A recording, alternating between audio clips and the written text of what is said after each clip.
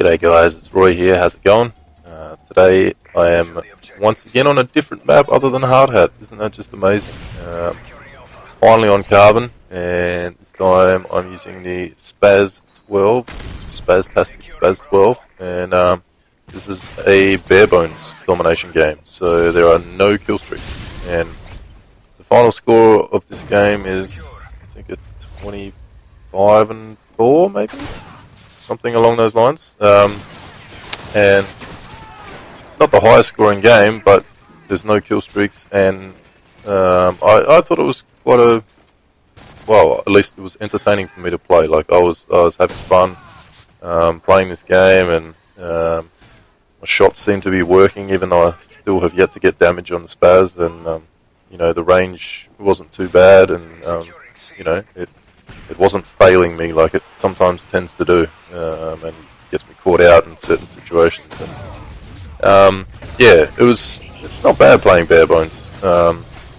It's a nice change, and I think the first few games of playing bare bones, I found it kind of bizarre just because it's so quiet, you know, because there's no kill streaks above you, just raining down terror, and you know, explosions going off left, right, and center, you know, because of Predator missiles, and you know, Reapers and whatnot.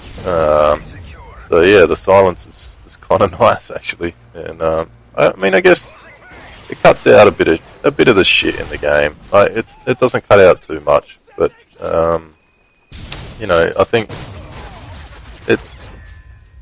it is a little bit better, and you know, because there's no kill streaks, Assassin is just absolutely useless, and Recon is absolutely useless. Which, I mean, I guess that makes a difference. You know, everybody's on a little bit more even playing field, I guess, and you know, it very much relies on gun skill, and you know, which I like. I think there should be more emphasis on that, even though I think there was supposed to be more emphasis on that when they were, you know, designing this game and you know, advertising this game as being more of a gun-on-gun gameplay. But I failed to see it in normal pub matches. I failed to see it. I just find that it's so much air support, and you know, not as much as Modern Warfare 2, but it's not far behind. I wouldn't say that there's that much gun-on-gun in this game. But anyway, I guess my main topic for this commentary today is just talking about, you know, the whole catering to noobs situation. You know, with Modern Warfare 2 and Modern Warfare 3 now, using the death streaks and the support kill streaks, which require no skill whatsoever, and that whole topic. And I know that, you know, just about everybody's covered it and everybody's talked about it before, and things like that. But you know, I thought I'd share my 2 cents, which I'm probably going to be covering some of the same things anyway. But you know, who cares? But I mean, the thing is, I think the biggest thing for me is that when I was first purchased COD 4, I was a complete noob, and I had no idea how to use the controller properly. I had no idea how to aim properly, and even though I still don't really, but yeah, I was an absolute noob. You know, I had no idea what I was doing. I didn't know what the difference between free-for-all and team deathmatch was, and you know, mind you, this is like kind of the first COD that I ever played, and you know, I'd never really played any FPS on console before, so the controller was pretty weird. But yeah, basically, my point is that I was a complete and utter noob, and you know, I had no idea what I was doing, no idea where I was supposed to be running, what I was supposed to be doing. I didn't know the difference between friendlies and enemies, you know, and things like that. And I mean, I got better, obviously, just by playing the game and getting used to everything. But you know, nothing was given to me. You know, because in COD 4 there was no such things to help noobs, you know, get decent games, and you know, it took me a long time to start getting better, and I mean, I think my just as an example, my KD in COD 4 was like 1.2, 1.3 maybe at best. And I'd prestiged once or twice, and I'd put in a reasonable amount of time into it, but not as much as I have the later Call of Duties.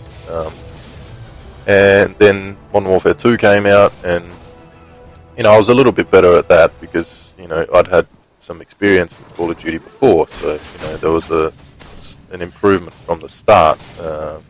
But I don't think that I was that much better, and as a reference, my KD was about 1.5, I think, and I think it started to improve towards the end of my Modern Warfare 2 playing days. And I think in Modern Warfare 2 I maybe put in 3 or 4 days into it of game time, but I wasn't really obsessed with it like I am now. Well, like Call of Duty in general, I wasn't obsessed with it like I am now. And towards the end of Modern Warfare 2, that's when I started actively pursuing ways to get better, and primarily looking on YouTube for tips and tricks and tactics and things like that, which the majority of people do at some point if they really want to find out how to get better themselves. But and then in Black Ops, I managed to hold a 2 KD or 2 plus KD for the entire game, life cycle, I guess. And I played that game for I don't know, it's like 23 days or something. I don't know. I played that game heaps, and I'm already up to like 7 or 8 days, maybe 7 days with Modern Warfare 3, and my KD stayed about 1.7, 1.8 in between, which is not quite as good. But in this game, I'm not really so focused on KD. I'm like purely focused on winning the game. But the point that I'm trying to make is that I had to work at it. It wasn't given to me. Like, I actively pursued ways to get better myself. By playing more, by looking for tips and tricks, by trying different things, not by the game developers giving me tools, to have good games and things like that. And that's the main point, is that these games shouldn't be, for people just to have good games by luck. It should take skill, and people should need to learn to improve themselves. And I mean, I guess it goes with a lot of things, but yeah.